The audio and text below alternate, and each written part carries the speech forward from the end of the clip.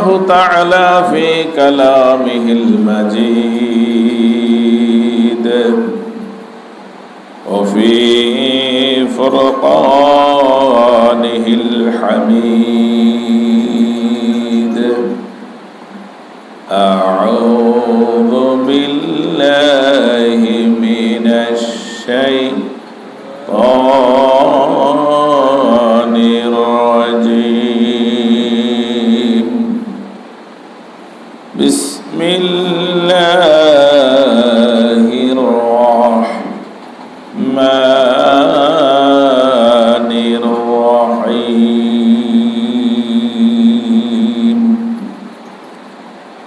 يا أيها المدثر قم فأنذر وربك فكبر وثيابك فطهر والرجى فاحذر إن الله وملائكته يصلون على النبي يا أيها الذين آمنوا صلوا عليه وسلموا تسليما. اللهم صل على سيدنا مولانا محمد وعلى آل سيدنا مولانا محمد. বারে বারে করোনা অবনে বাড়ি তো তোমার না, আসল বাড়ি কয়বর দেশে মাটি হবে বিছানা।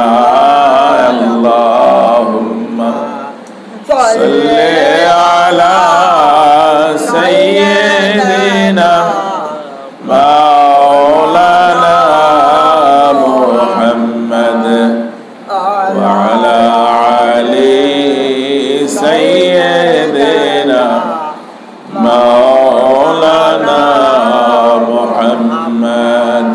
বালাগাল উলা বিকামালিহি كشفت الدجى بجماله حسنت جميع خصاله صلوا عليه وآله। আলহামদুলিল্লাহ, আল্লাহ রাব্বুল ইজ্জাতের দরবারে লাখো কোটি সুজুদ।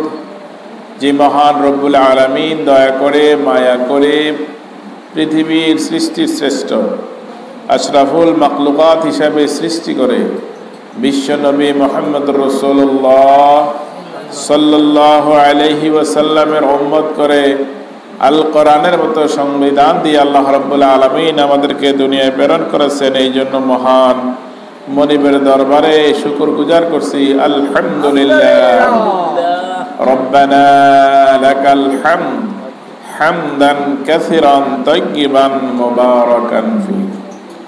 সম্মানিত উপস্থিতি, আরবি মাসের জিলকদের আজকে প্রথম জুমা। আল্লাহ রাব্বুল আলামিন আমাদেরকে এই মাসের ফজিলত বরকত দান করুক এবং এই মাসের পরের মাসের 10 তারিখে কোরবানি। আল্লাহ রাব্বুল আলামিন আমাদের সকলের কোরবানিকে কবুল করুক, সবার আল্লাহুম্মা আমিন। সম্মানিত উপস্থিতি, আজকের খুতবার বিষয়বস্তু হইল লা তাকাব্বালা সালাত, নামাজ কেন কবুল হয় না।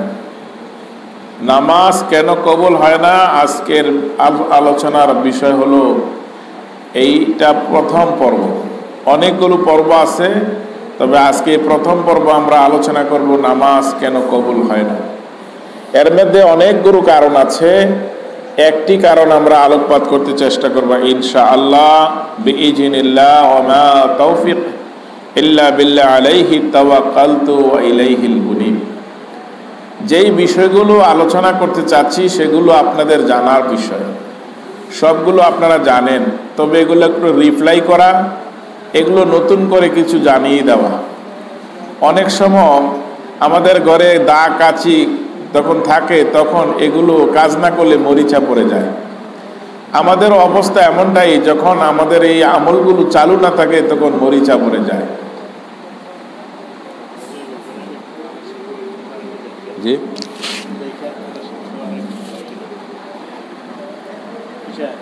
কালেকশন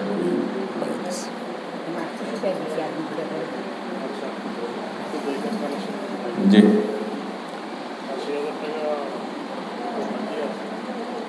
এই জন্য যেই কারণগুলো আমাদের নামাজ কবুল হয় না, নামাজের প্রতিবন্ধকতা, আমরা নামাজ পড়ি ঠিকই, কিন্তু নামাজ আমার জীবনের চরিত্রকে পরিবর্তন করছেন না, নামাজে আমার জীবনের কোনো সৌভাগ্য আনছে না, এবং জীবনভর নামাজ পড়ে যাচ্ছি, কিন্তু নামাজের সাথে সাথে আমাদের অশ্লীলতা, বেহায়াপনতা, নির্লজ্জতা এবং পাপের কাজও চলছে।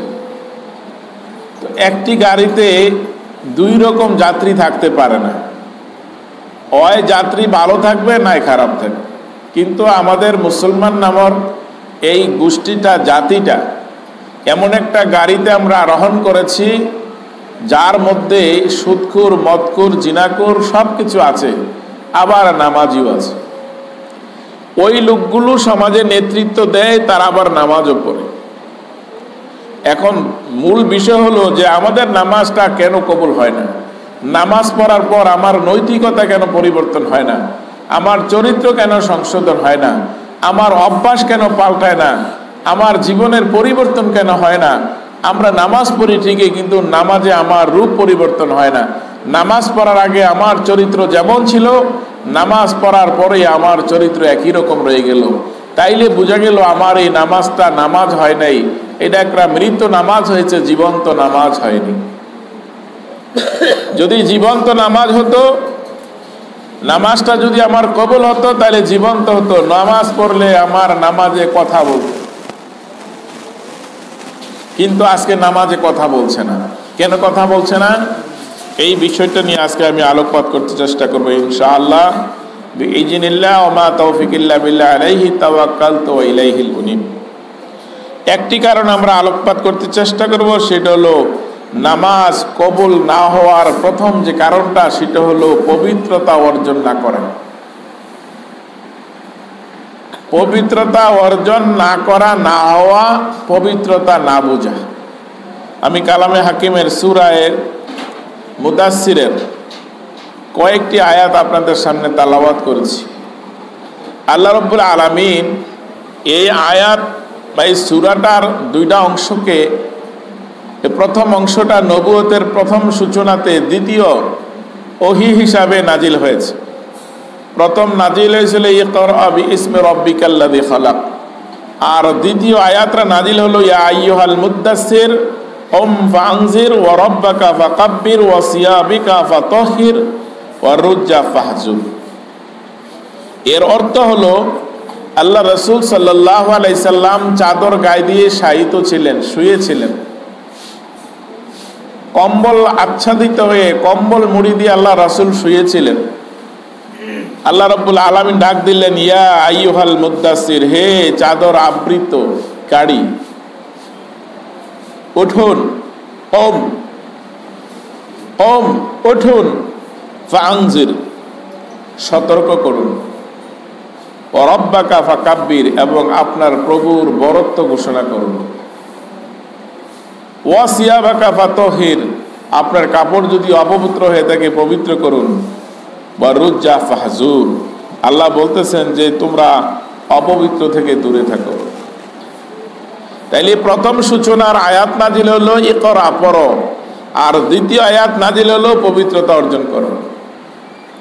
তো এই পবিত্রতা দিয়ে আল্লাহ রাব্বুল আলামিন আল্লাহ রাসূলের মাধ্যমে শিক্ষা দিয়েছেন, কিয়ামত পর্যন্ত যত জাতি, যত মানুষ দুনিয়াতে আসবে, এখান থেকে শিক্ষা গ্রহণ করতে হবে, নতুন করে আর কোনো শিক্ষানীতি গ্রহণ করার সুযোগ নাই।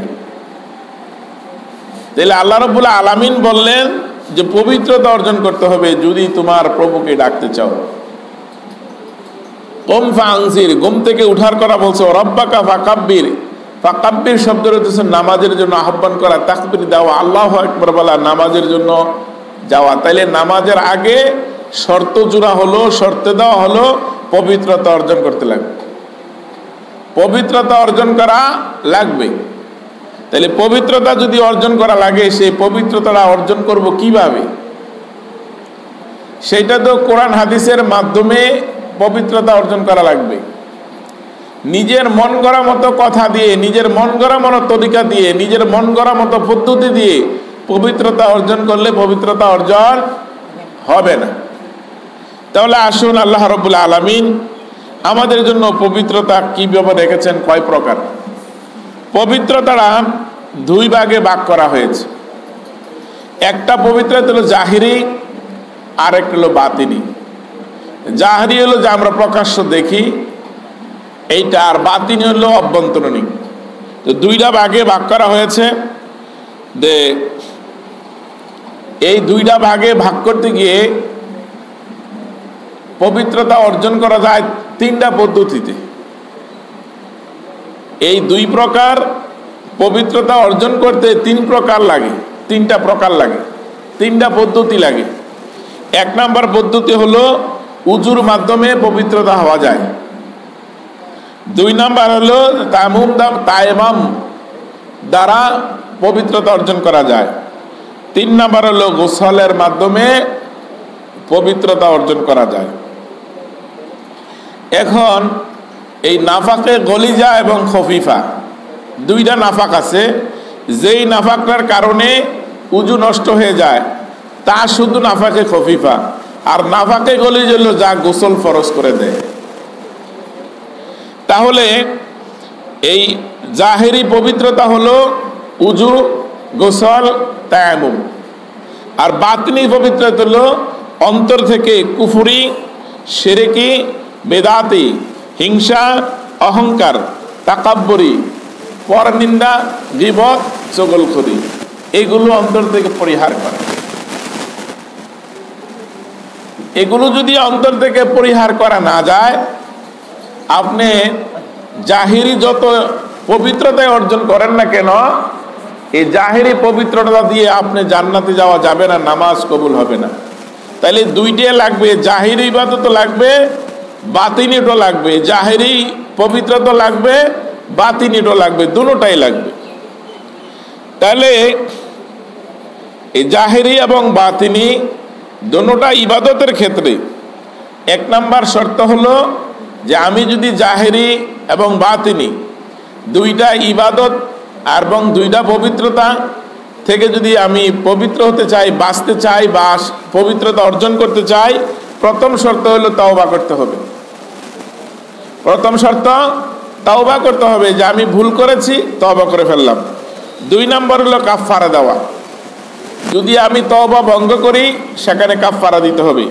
তিন নম্বর হলো দোয়া করা, আল্লাহর কাছে বেশি বেশি দোয়া করা হিদায়াতের জন্য। রব্বানা লা তুযিগ কুলুবানা বা'দা ইয হাদাইতানা ওয়া হাব লানা মিন লাদুনকা রাহমাতান ইন্নাকা আনতাল ওয়াহ্হাব। সব সময় দোয়া পড়তে হবে যে আল্লাহ আমাকে হিদায়াতের উপরে রাখো, কারণ হিদায়াত এসে আবার চলে যায়, আসে আবার চলে যায়।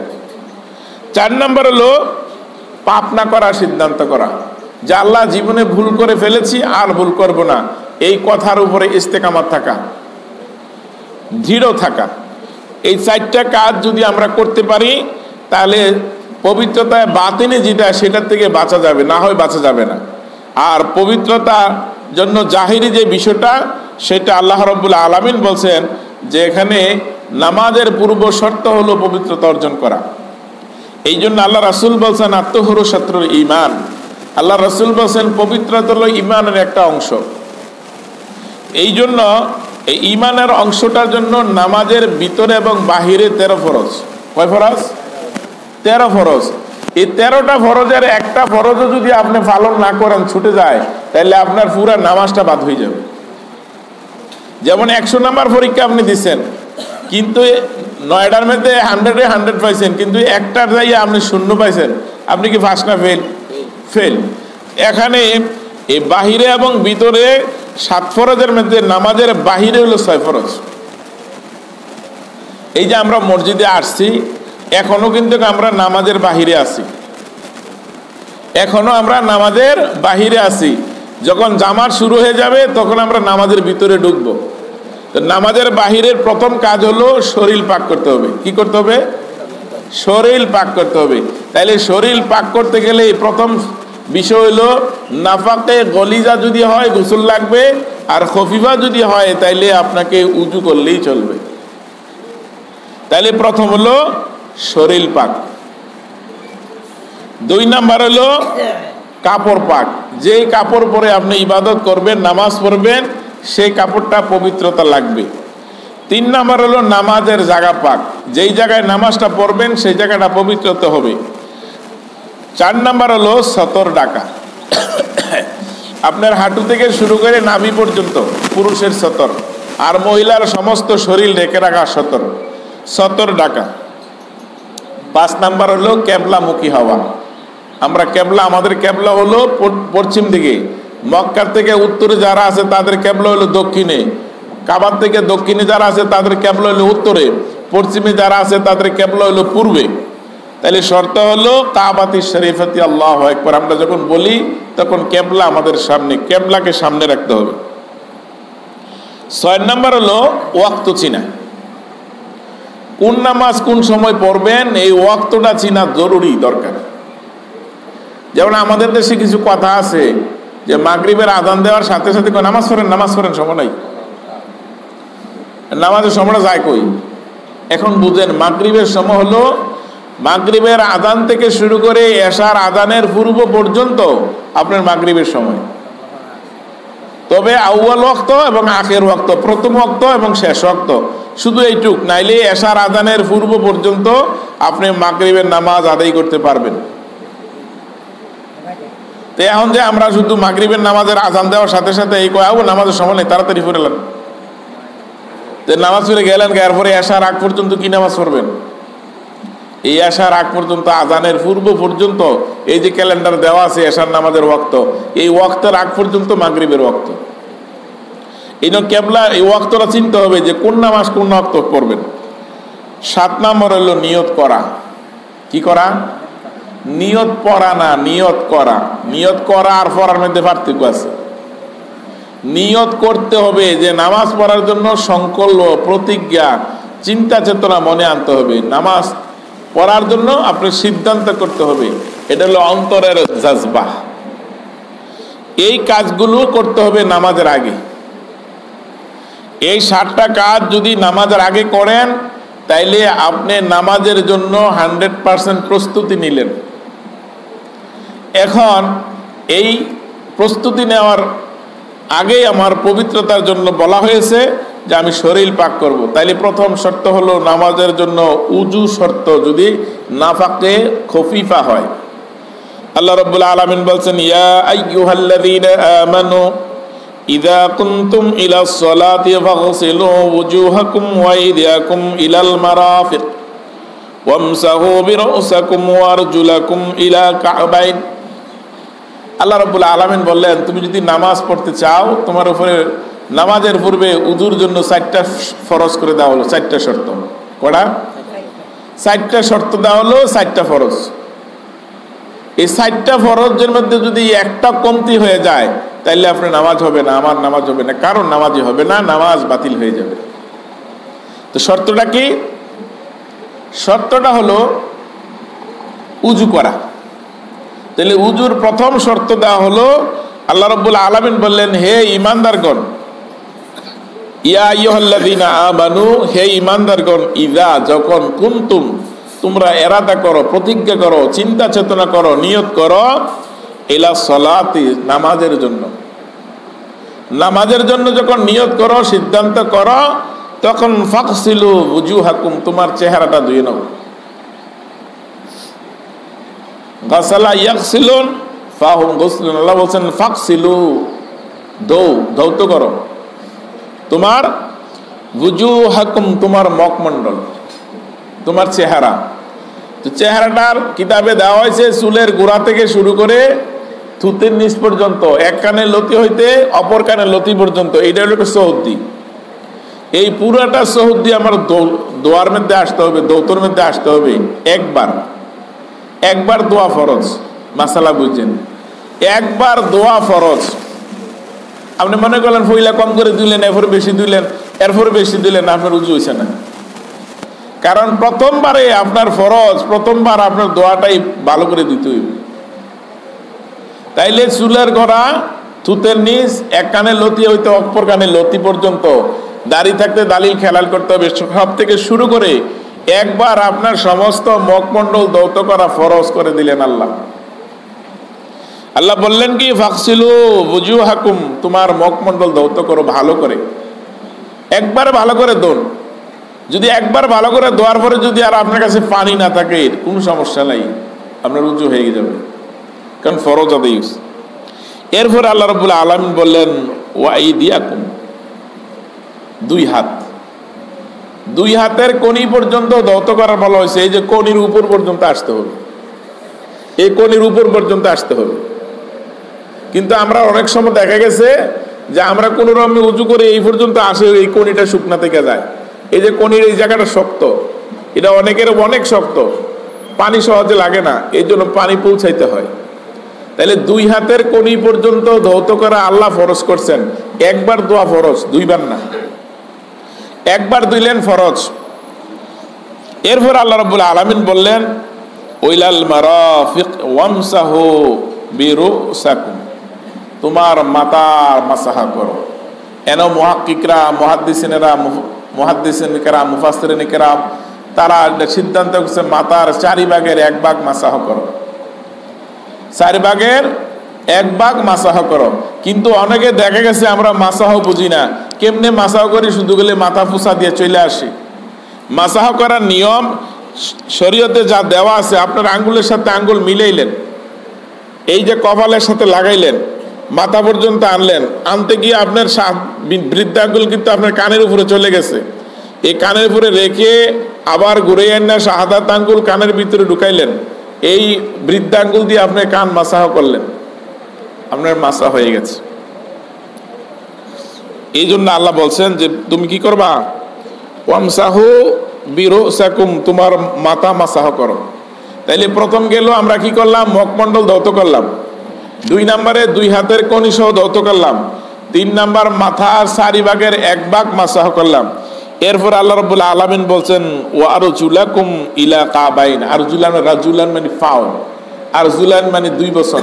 আপনার পাওটা ধৌত করো টাকনু পর্যন্ত, কাবাইন, এই যে কাব, এই শক্ত জায়গা, এটার কাব বলেছে, এটার উপর পর্যন্ত ধুইতে হইব।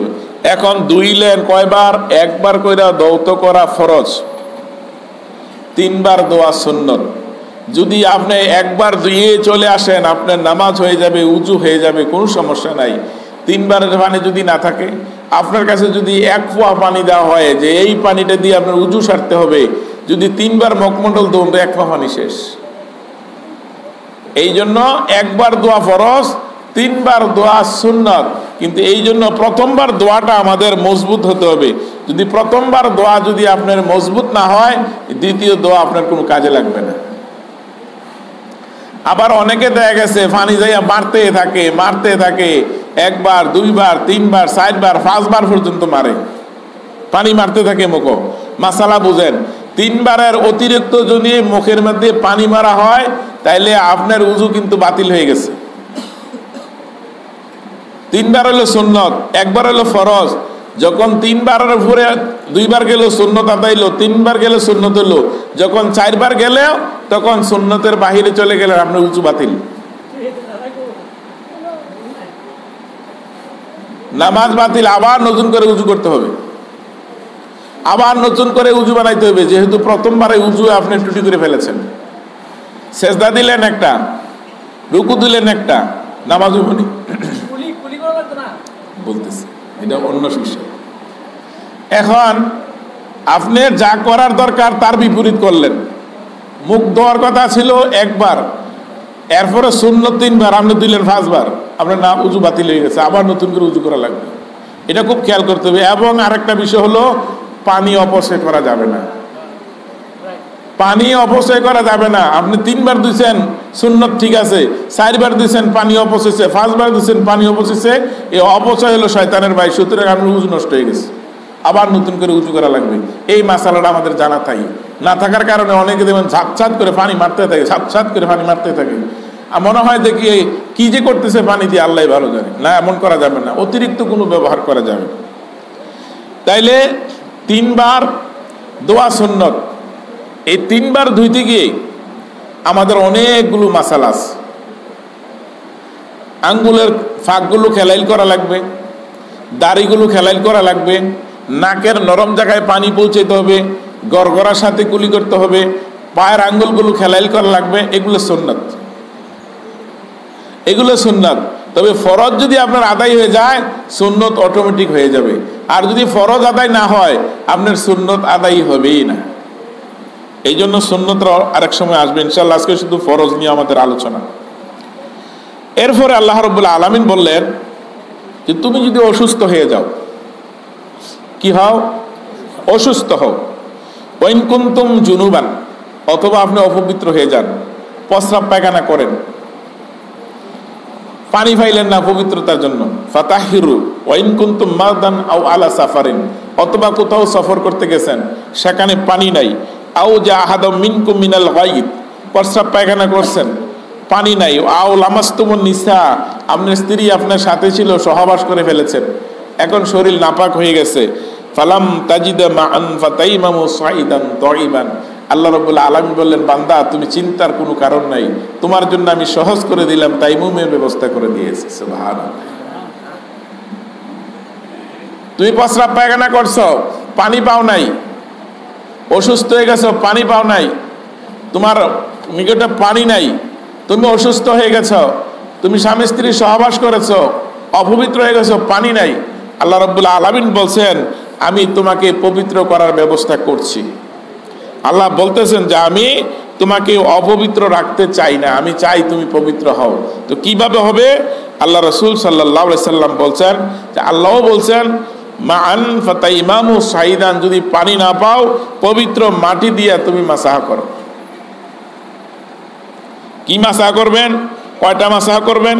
আল্লাহ রাব্বুল আলামিন বলছেন, এখানে কোরআন শরীফের বর্ণনা অনুযায়ী তাইমুমের ফরজ হলো 2টি, আর হাদিস থেকে নেওয়া হয়েছে 1টি। ইন্নামাল আমালু বিন্নিয়াত, আগে আপনি নিয়ত করতে হবে, পড়ার কথা বলি নাই, নিয়ত করতে হবে, সিদ্ধান্ত নিতে হবে যে আমি পবিত্রতা অর্জন করব, পবিত্র হব। এই সিদ্ধান্ত নিয়ে প্রথম কি করা হবে? আল্লাহ রাসূল সাল্লাল্লাহু আলাইহি ওয়াসাল্লাম বলেন, ফামসাহু বিবুজুহিকুম। প্রথম শর্ত হলো নিয়ত করা, দ্বিতীয় শর্ত হলো মাথা মাসাহ করা। যতটুকু আপনি উজুর সময় মাসাহ দৌত করেছিলেন, ঠিক উজুর সময় এই পুরা চহুদ দিয়ে আপনার একবার দৌত মাসাহ করতে হবে।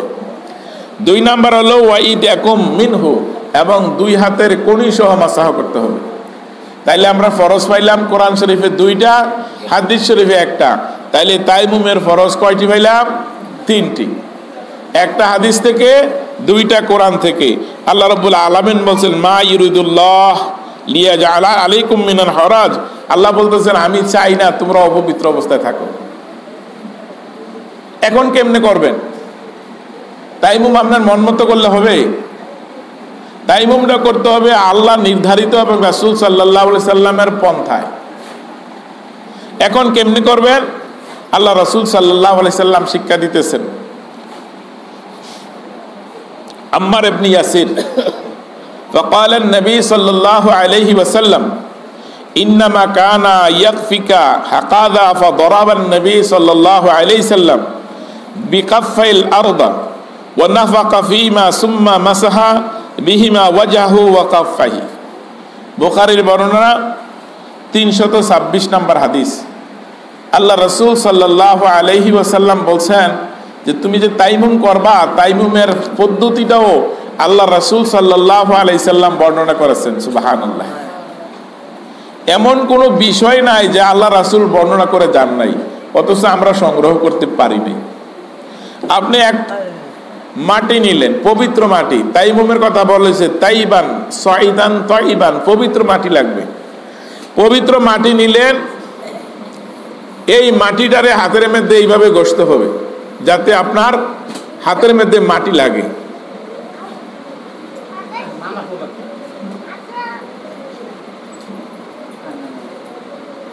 তার হাতের মধ্যে মাটি লাগলো, লাগার পরে আল্লাহ রাসূল বলছেন কি নাফা, ফু দেওয়া লাগবে। যখন ফু দিলেন মাটি চলে গেল, তো এখন এই হাতটা এই যে যেখানে আপনার মাথার চুলের গোড়া আছে থেকে শুরু করে এই যে কানের লতি পর্যন্ত, মাথার থুতি নুজ পর্যন্ত একবার মাসাহ করলেন। কয়বার? একবার। একবার মাসাহ করলেন, ঠিক যেইভাবে উজু করার দরকার এইভাবে একবার মাসাহ করলেন। এরপরে আপনার এই হাতটা আবার মাটিতে, বাটি অথবা মাটির চাকার মধ্যে রাখার পরে যখন মাটি ভরাইলেন, ফু দিলেন। ফু দেওয়ার পরে এখন আল্লাহ রাসূল সাল্লাল্লাহু আলাইহি সাল্লাম বলছেন এখন আপনার দুই হাত মাসাহ করতে হবে। কিভাবে করবেন? আল্লাহ রাসূল সাল্লাল্লাহু আলাইহি সাল্লাম বলছেন এই যে মাসাহ করলেন, ডাইন হাত শুরু হলো, পিছন দিয়ে আসলো, উপর দিয়ে চলে যাবে, আবার বাম হাতের নিচে দিয়ে আসবে, উপর দিয়ে চলে যাবে, মাসাহ হয়ে গেল। এক নম্বরে নিয়ত করছেন, 2 নম্বরে মুখমণ্ডল মাসাহ করছেন, 3 নম্বরে 2 হাতের কনিষ্ঠ মাসাহ করছেন। এখন আপনি পবিত্র হয়ে গেছেন, আলহামদুলিল্লাহ। এখন নামাজ পড়া, কোরআন পড়া, আল্লাহর জিকির করা, তাসবিহ পড়া সব কিছু আপনার জন্য বৈধ, কোনো সমস্যা নাই। বলবেন হুজুর আমি তো নাফাকে রইলাম, ময়লা তো রয়ে গেল, কোনো সমস্যা নাই। আল্লাহ বিধান দিয়েছে আপনাকে এই তরিকা গ্রহণ করলে, এই পদ্ধতি অবলম্বন করলে আপনি পবিত্র হয়ে গেলেন, সুবহানাল্লাহ। এখন কোরআন পড়া, নামাজ পড়া, ইবাদত করা কোনো সমস্যা নেই। হ্যাঁ, এখন যদি দেখা গেল যে আপনি তাইমুম করার পরে নামাজ পড়লেন, তাইমুম করলেন, কোরআন পড়লেন, হাঁটতে হাঁটতে যাইয়া দেখা গেল যে অনেক দূর যাওয়ার পরে দেখা গেল পানি পেয়ে গেলেন, তাইলে অটোমেটিকলি আপনার তাইমুমের মাসালা বাতিল হয়ে গেছে, আপনাকে এখন গোসল করা ফরজ হয়ে যাবে, সুবহানাল্লাহ।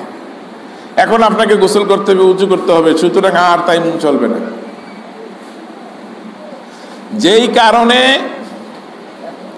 উজু নষ্ট হয়েছে, ঠিক একই কারণে তাইমুমও নষ্ট হয়ে যাবে।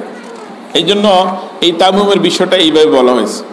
এরপরে উজুর যে নিয়মটা আমি আগে বলছিলাম যে আমরা কথাটা বলবো, সময় খুব কম, তারপরে আমি সংক্ষিপ্ত আগে কথাটা বলছি। আল্লাহ রাসূল সাল্লাল্লাহু আলাইহি সাল্লাম বলছেন উজুটা কিভাবে করবেন। আল্লাহ রাসূল সাল্লাল্লাহু আলাইহি সাল্লাম বলছেন যে প্রথমবার যখন তুমি উজু করবে তখন শর্ত হলো তুমি বিসমিল্লাহির রহমানির রহিম বলে উজু শুরু করবে। প্রথমে দুই হাতের কবজি পর্যন্ত ধৌত করা, 2 হাতের কবজি, প্রথমে ডান হাতের কবজি, তারপরে বাম হাতের কবজি, যেটা সুন্নত তরিকায় ধৌত করা, ডান থেকে শুরু করা। তারপরে নাকের মধ্যে পানি পৌঁছানো, নাকের ছিটকে দেওয়া, নাকের ভিতরে পানি দিয়ে নাক পরিষ্কার করা। আল্লাহ রাসূল সাল্লাল্লাহু আলাইহি সাল্লাম বলছেন মানুষের নাকের ভিতরে শয়তান আছর নেয়, নাকের ভিতরে শয়তান আছর নেয়। যখন উজু করলে শয়তান দূর হয়ে যায়, কিন্তু এই জন্য নাক ছিটকার লাগে, নাকের ভিতরে পানি দিয়ে নাকটা জারা লাগে, শয়তান সেখানে থাকতে পারে না। আর যখন ছিটকানো না হয় তখন নাকের ভিতরে শয়তান অবস্থান করে আপনার উজুতে ত্রুটি ঘটাবে, নামাজের ত্রুটি ঘটাবে। ইমামের পিছনে নামাজ পড়তে গেলে ইমামের নামাজেরও ত্রুটি হবে, ইমামের কেরাত পড়তেই থাকবে কিন্তু ভুল পড়বে, মুখে দিয়ে আসবে না, বারবার চেষ্টা করবে, পড়া হবে না, কারণ নাক থেকে শয়তান দূর হয় নাই। এই জন্য নাকে পানি দিয়া নাক সাফ করতে হবে, গড়গড়ার সাথে কুলি করা লাগবে। গড়গড়ার সাথে কুলি করলেন, রমজান মাসে গড়গড়া করা যাবে না, মনে রাখতে হবে। গড়গড়া করবেন রোজা ছাড়া, রোজার মধ্যে গড়গড়া করতে গেলে রোজা নষ্ট হয়ে যাওয়ার আশঙ্কা থাকে। তারপরে আপনার আল্লাহ রাসূল সাল্লাল্লাহু আলাইহি সাল্লাম পাত্রের মধ্যে উজু করতেন, পাতিলের মধ্যে। আমরা তো খোলা পানিতে উজু করি, তখন যাই মুখমণ্ডল ধৌত করার কথা বলা হয়েছে। যে আপনি প্রথমে কি করলেন, কবজি পর্যন্ত ধুইলেন, তারপরে গড়গড়ার সাথে কুলি করলেন, নাকের নরম জায়গায় পানি দিলেন, 3 বার মুখমণ্ডল ভালো করে দিলেন। প্রথমবার দোয়া শর্ত আমি আগেই বলছি। তারপরে মস্তক, মাথা মাসাহ করা, তারপরে 2 পায়ের টাকনু সহ 3 বার ধৌত করা। এই হলো আপনার উজু, এইভাবে উজুটা শেষ হয়েছে। আল্লাহ রাসূল সাল্লাল্লাহু আলাইহি ওয়াসাল্লামের দীর্ঘ লম্বা চূড়া হাদিস, আমি ওদিকে যাচ্ছি না। এই জন্য আমরা গোসলটাও ঠিক আল্লাহ রাসূল সাল্লাল্লাহু আলাইহি সাল্লামের দেখানো পদ্ধতিতে করা লাগে। সব সময় গোসল ফরজ হয় না, এটা আপনার কথা মনে রাখেন। গোসলের ফরজ 3টি, এর মধ্যে গড়গড়ার সাথে কুলি করা, নাকের নরম জায়গায় পানি পৌঁছানো, সমস্ত শরীর মর্দন করা। এইটা কিন্তু কোরআন শরীফে নাই। এই গোসলের ফরজটা বিধানটা হলো হাদিস শরীফে, কিছু কিছু হাদিসে, কিছু কিছু কোরআনে, সব কিছু মিলেই ইসলাম। শুধু কোরআন মানবেন তাইলে কিন্তু চলতে পারতেন না, আবার হাদিস মানবেন চলতে পারতেন না, দোনোটাই লাগবে। তারাকতু ফিকুম আমরাইন লান তাদিল্লু মা তামাসসাকতুম বিহিমা কিতাবাল্লাহি সুন্নাতে রাসূল। কোরআন হাদিস ছাড়া শুধু একটা নিয়ে চলার কোনো ব্যবস্থা নেই, আল্লাহ রাসূল নিজে বলে গেছেন। এই জন্য আল্লাহ রাব্বুল আলামিন বলছেন, ইন্না সলাতা তানহা আনিল ফাহশাই ওয়াল মুনকার। মানুষকে নামাজে অশ্লীল পাপাচার থেকে বাঁচায় যদি নামাজের মতো নামাজ হয়। তাইলে আমাদের এই পবিত্রতা যদি সঠিক না হয়, আপনি কিন্তু নামাজে মজা পাবেন না। পবিত্রতা না হলে নামাজে হলো না। অনেক মাসালা রয়ে গেছে, ইনশাল্লাহ আস্তে আস্তে বাকি কথা হবে। গোসলের মধ্যে আমি শেষ কথাটা বলছি যে গোসল করতে গিয়ে আমাদের একটা ত্রুটি থেকে যায় সবসময়, সেটা হলো গোসল যখন করি আমাদের নাভিতে পানি পৌঁছে না। মহিলারা কান ফোড়ায়, কানের ছিদ্রের মধ্যে পানি যায় না। নাক ফোড়ায়, নাকের ভিতরে পানি যায় না। মহিলারা চুলে বেনি আছে, বেনিতে পানি যায় না। এগুলো খেয়াল করতে হবে। তাড়াহুড়া করে ফরজ গোসল করতে গিয়ে যখন একটু কমতি আইসা গেল, কিয়ামত পর্যন্ত হায়াত দিল আল্লাহ নামাজ কবুল হবে না, কারণ পবিত্রতা অর্জন হয়নি। এই জিনিসগুলো খেয়াল করতে হবে। নাভির ভিতরে পানি পৌঁছাইতে হবে এই জন্য, কারণ নাভির ভিতরে একে নাভি দিয়ে হাওয়া টানে। আমাদের একটা আকর্ষণ আছে নাভির মধ্যে। এই আকর্ষণ যখন জমিনে কাজ করেন, যেখানে কাজ করেন, কাজের পরে দেখবেন যে নাভির ভিতরে ময়লা জমে রয়েছে কাপড় পরার পরও। কারণ কি? এটা থেকে আকর্ষণ করে। এই